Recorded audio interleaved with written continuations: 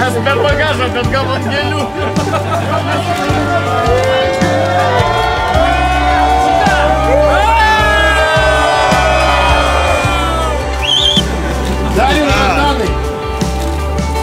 Kadangi kopas buvo jūsų Čia mano įrankis. tas didysis priešas, tai kad sekantį kartą jums būtų lengviau.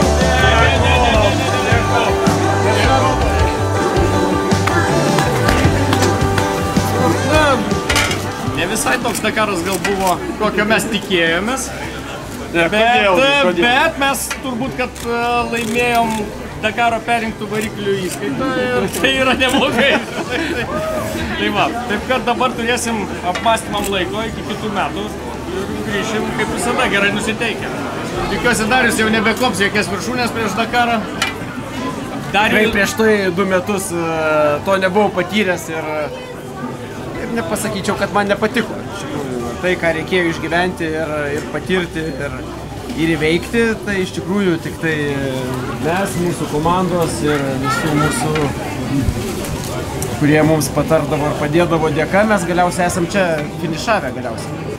Nežinau, man turbūt vienas brangiausių bus šitas. Gal ne dėl rezultato, bet aišku, rezultatas ne visai toks, gal kokio mums norėtųsi. Šiemet neturėjom vienos detalės iš kėbulo, neturėjom stogą. Turėjom kapotą atsarginį, turėjom sparnus, turėjom duris, turėjom, nu viską, visas detalės kėbulo išskyrus stogą. Ir turėjom stogą, o stogo neturėjom.